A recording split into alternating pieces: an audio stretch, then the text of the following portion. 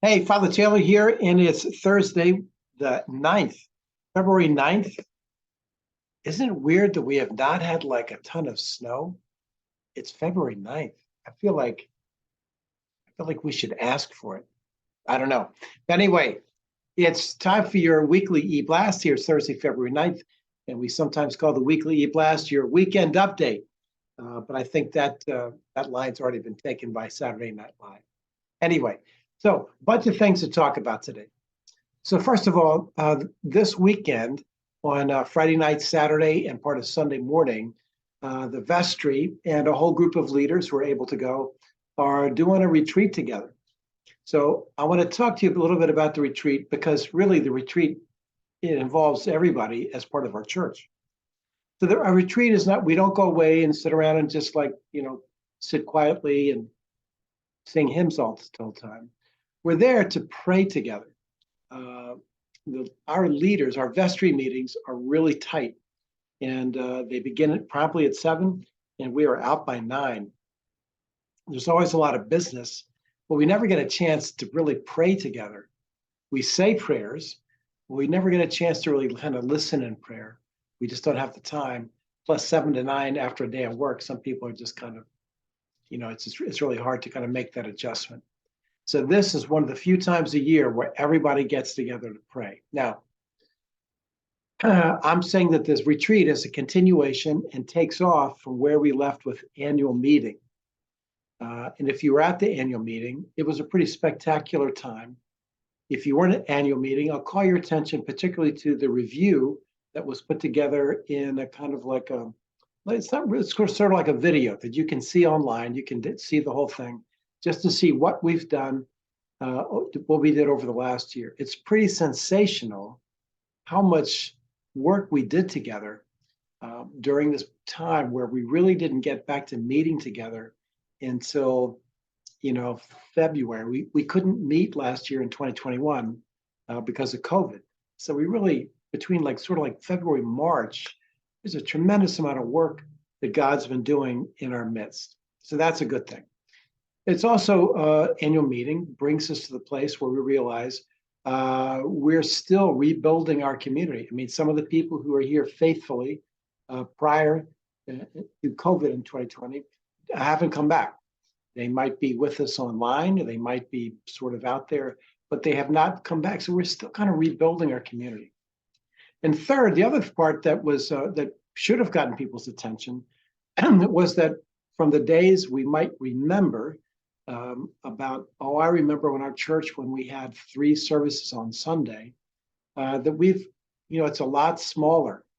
And it's caused us to deal with like some budget concerns because you can't have a staff and a building situation for a church that's half the size of what you were. And we like every church and every organization post COVID is still figuring out where are we. That's just a part of what things are. So the vestry and leaders are getting together. Really, we're there to do one thing, and that is to see if we can ask and hear what God is calling us to do more clearly. Some people are saying, gosh, when I looked and I saw the number of pledges compared to what I remember in the height, I think there was something like 178 pledges 20 years ago, and there was like 80 this year. That's a significant change. The vestry is not going there to come up with a plan of how to get back to 178 pledges. The vestry leaders are not going there to figure out how can we have a budget of over $500,000 like we used to so that we can do things like we used to. What we're there to do is to be faithful to God. God is not that Jesus never made in any of the Gospels. There's nothing written where Jesus says, I will guarantee your church will go on and you will live happily ever after. No, what he guarantees is he'll be with us always, and he calls us to be on a mission. And the mission is to bring good news to people. The announcement of good news gets a response from people, and they're invited to become disciples. Disciples get together, and they're not just people that do Bible study. No, disciples are learning through all kinds of things, including Bible study, how to be and do what what Jesus does, and what Jesus did when we see it. That's what disciples do.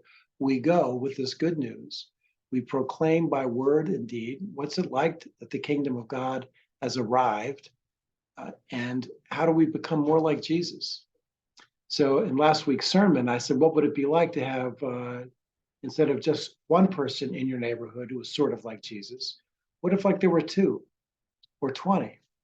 What if there were like 250 people in Simsbury alone who were, they were not Jesus in terms of they weren't the Son of God and their lives weren't part of the atonement for sin, but they acted like Jesus and they had this ability to work in people's lives and to influence people and to bring people into a relationship with God the way Jesus did. Well, 200, man, that's what we're called to do. So Jesus says, be disciples who make disciples and who worship the Lord and who stay focused on the mission. That's what we're called to do. The results and what that means for our church, we leave to Jesus. So that's what we're doing. We're saying, okay, so now we're getting together in the 5 areas of our church, the churches do, which are outreach and evangelism, discipleship, worship, and pastoral care. In those 5 categories, where are we strong and where do we need help? That's what we're there to look at. When we come back, what I'm really hoping is we will come back with a greater sense of what God is asking us to do and how to do it.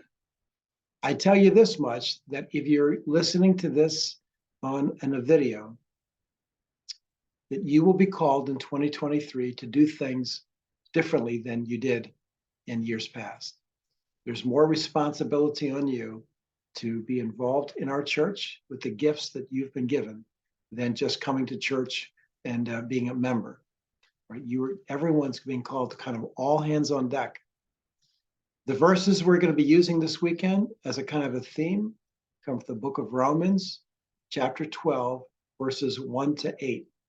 It's the verses we talked about in church just 2 weeks ago, where it says that I urge you, brothers and sisters, to offer your lives as a living sacrifice, which is your right and proper worship.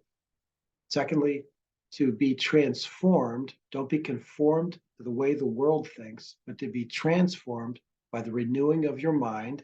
That's another step of faithful discipleship, having your minds renewed. The next piece that goes on from there is to how we live together. That is to say, how are we a community together? And do we honor one another?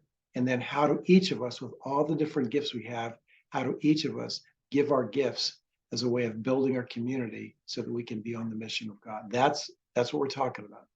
So I'm just giving you a heads up that when we come back, there aren't going to be 3 steps to, solving problems. No, we're going to be about how do we engage more deeply. And we're going to be inviting you to be involved in that. So that's the Vestry Retreats coming up this Friday, Saturday, and Sunday. So we still have our Breakfast Alpha coming up on Sunday. And then after this week, that we're going to be kicking off to moving our way toward Ash Wednesday. So this weekend, just to make sure I get it clear. So this weekend, we got the 10th, 11th, and 12th is the Vestry Retreat. The next weekend, we're getting ready. We have one more Breakfast Alpha before we move into Lent.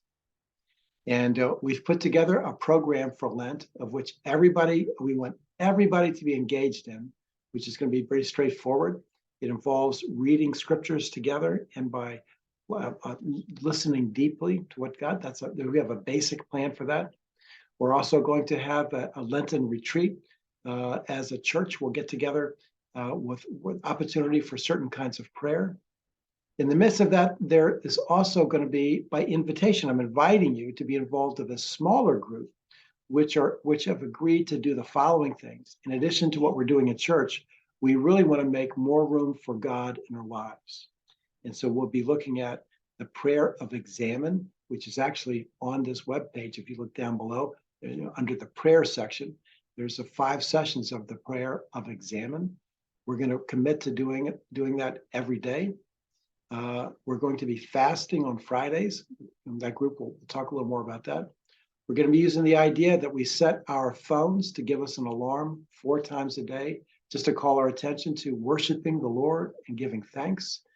And so those three pieces are going to be added for a smaller group. And then we're going to get together weekly on Zoom and just to ask how it's going and what are you hearing from the Lord. So a lot of stuff coming up for Lent. We're going to have Stations of the Cross will be available for people at any time. Plus, Deacon Denise will be leading people through a meditation, a group meditation, 2 times for that. So a lot coming up during Lent. But I want you just to be thinking about, what will your involvement be on that? All right. I also want to call your attention to on the web page or on the email, you will look down and there's an announcement that comes from the Episcopal Relief and Development Fund, which is a group that has been very vetted. And what they do is they send direct relief to places where they really need help. As in the past, they had a big part in the Ukraine situation. And now the Episcopal Relief and Development is taking donations to be funded toward the victims of this terrible earthquake in Turkey and Syria. I mean, some of those folks in Syria, cannot catch a break. Tremendous, just devastating, obliterating war that's going on there, a civil war, and now an earthquake. So, so if you say like, wow, what could I do to help those people? That's why we've included that, so you can make your gifts directly to the Episcopal Relief and Development Fund. There's a whole slew of things on there, just that, for your information. So make sure you read through the eBlast. Finally, I'll call your attention to, we're still getting ready for our big invitation to the wider community for our Monday after Mardi Gras. Monday before Monday Mardi Gras. Monday Mardi Gras. So Monday Mardi Gras is a night where we're going to have some actually professional musicians, all blues, are coming in to play. And in addition, our guys have been working and doing research. I mean, you think I'm kidding you, but we had our trial practice run for Monday Mardi Gras last Saturday night. I was thinking 25, 30 people tops. We had 48 people and it was packed. And that isn't even all of us. Everybody said they're coming back. And so we're going to add into that like 30 more people. So it's going to be a crowded night. Many of the people you've never met before. That's great because they're coming to your church and to your building and that you're the host of. We're working hard on both the gumbo. We had really great mac and cheese that kids would love. I mean, I really like them. I mean, I don't eat a lot of mac and cheese, but man, it was dynamite. That's the Philippa Mylander. That was her contribution. Man, that was great stuff. And my friend is Greg Gouvin. He's bringing in. Everybody had these pulled pork sandwiches, which were absolutely dynamite. But he's also this time doing pulled pork and brisket. So for $10, you get to come in, you get to eat more food than you can shake a stick at. And you're going to hear some great music on that night. Great, bring your friends. So we're still figuring out and reconfiguring the room to how do we get everybody in there. But it's going to be a great night. That's Monday, the 20th of President's Day weekend. So that's Monday. And then Wednesday that week is Ash Wednesday. So we're having Monday Mardi Gras. Mardi Gras means Fat Tuesday. And we're just getting fat on Monday. So anyway, that's what I got so far. Please pray for us as we gather at the retreat, that we will be able to hear what the Lord is saying. And God bless you guys. Stay safe. And we hope, in addition to a little snow would be nice, we hope to see you guys soon.